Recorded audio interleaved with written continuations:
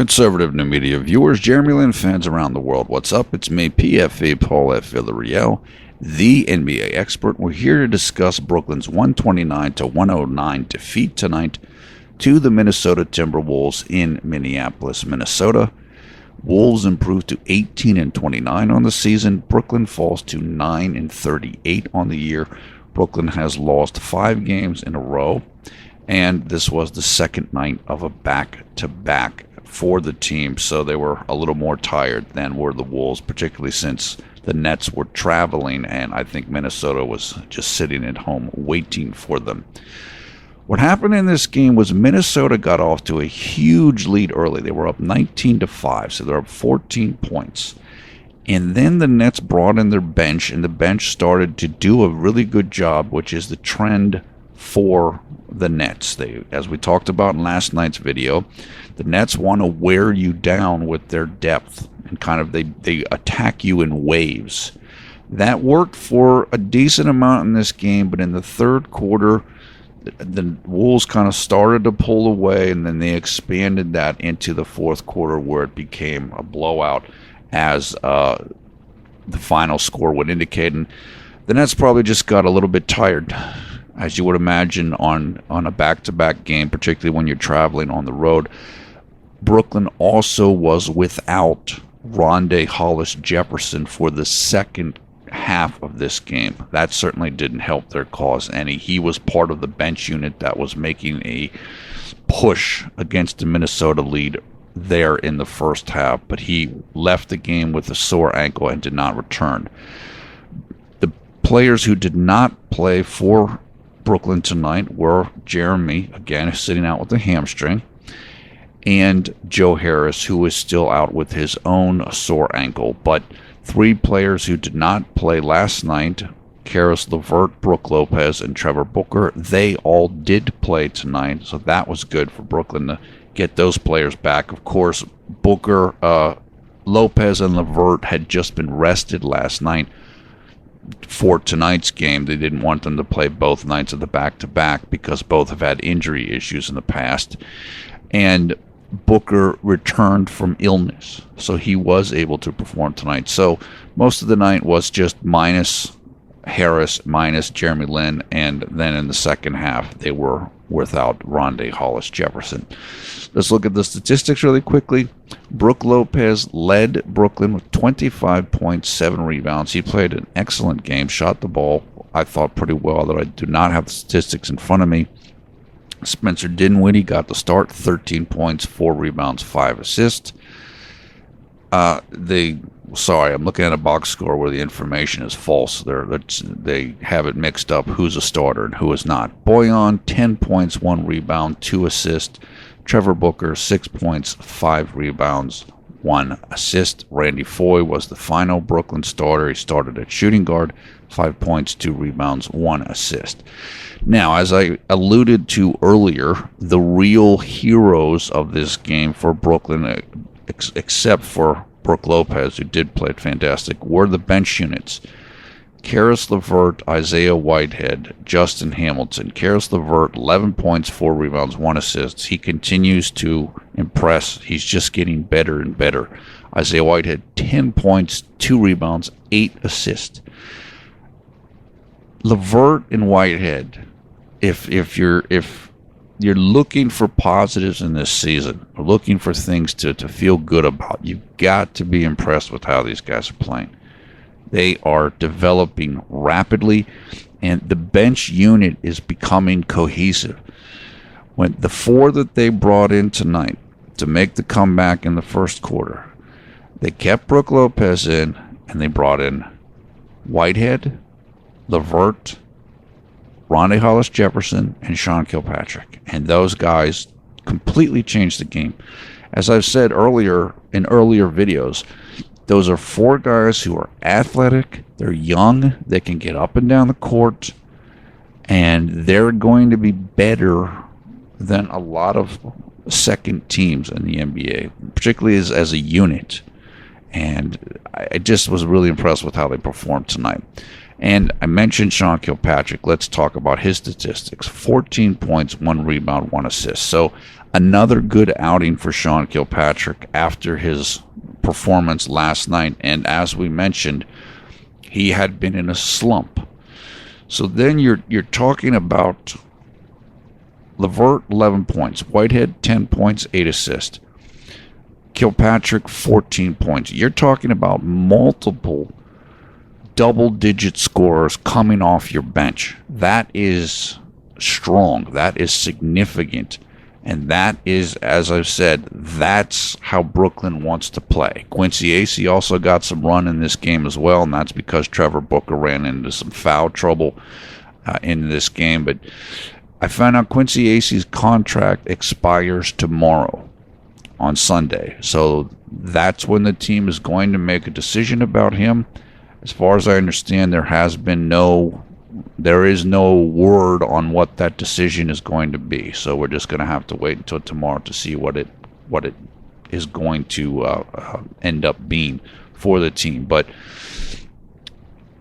Minnesota is young and athletic.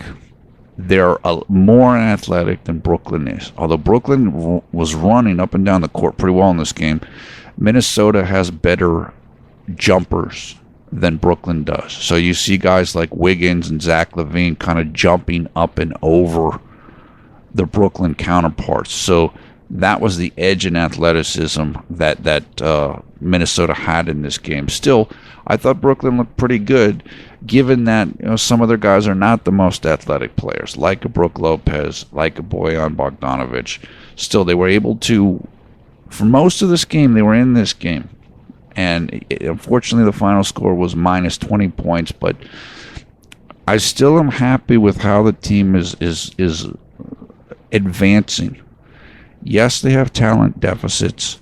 Yes, they're missing some key players like Jeremy and there's rookies and a rookie coach and a whole bunch of guys who've never played with one another before. But you can see things improving, particularly in that bench unit, and Coach Atkinson understanding who to play with whom in the bench unit.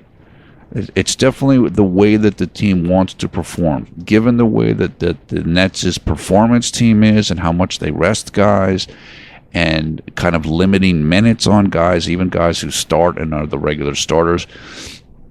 This is what they want.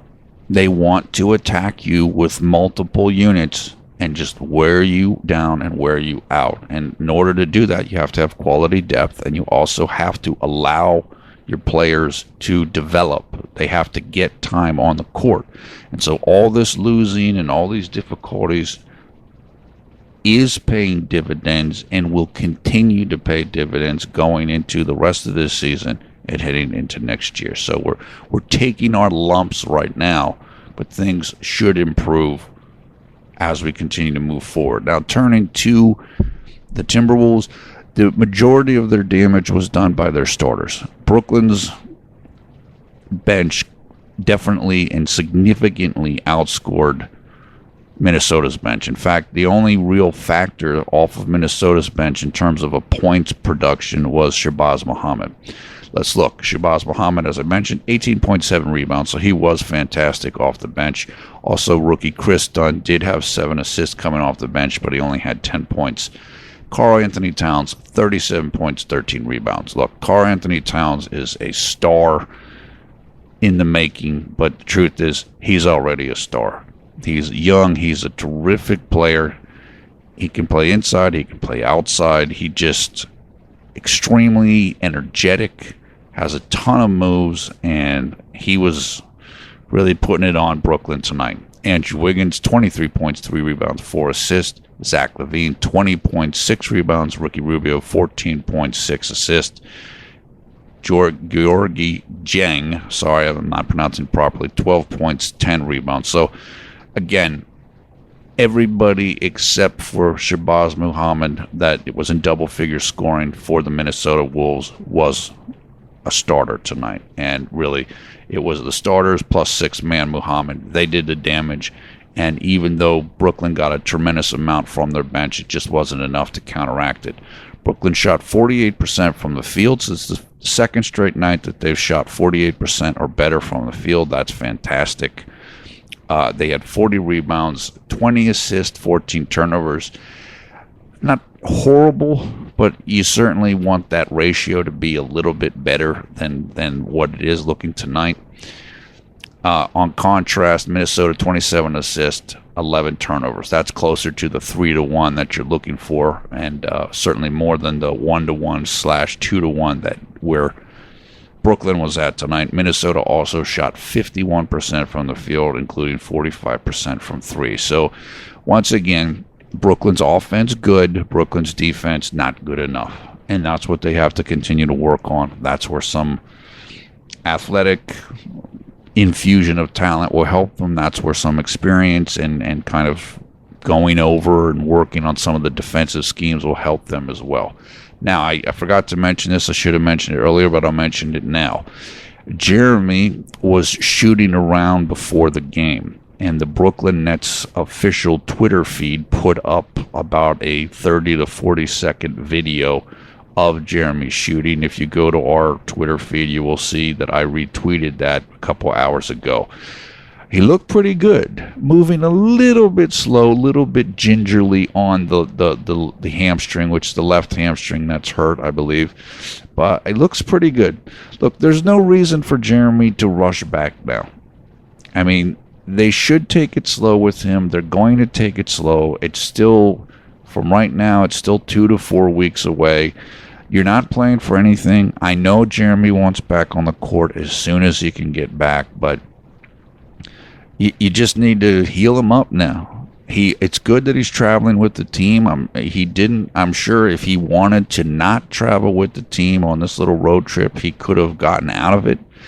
But he's trying to stick around, help the guys, be a mentor, get some shots up as he did before tonight's game. So it was definitely good to see him on the sidelines and with the team, because I know on the last road trip they made, he wasn't with the team. And that's because I think he was preparing very hard to come back as quickly as he could. Now he's kind of slowed down a little bit. Let's let this leg heal up completely.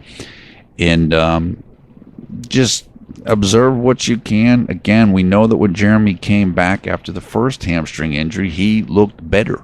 He had an improved chemistry with his teammates just from watching them play, and hopefully that'll be the case for now. And when he does come back, probably around the All-Star game, somewhere either before or after, right around it though.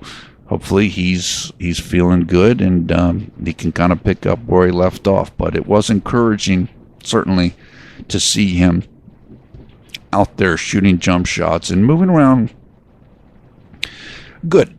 I mean, not great.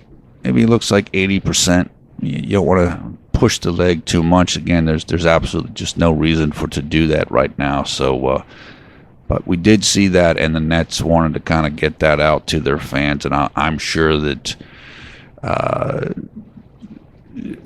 everybody's as frustrated as we are as Jeremy Lin fans. So everybody wants him back as soon as they can get him back. I also want to say Happy Lunar New Year to those of Chinese descent and everybody else that follows the lunar calendar. Today is the new year, so wanted to mention that.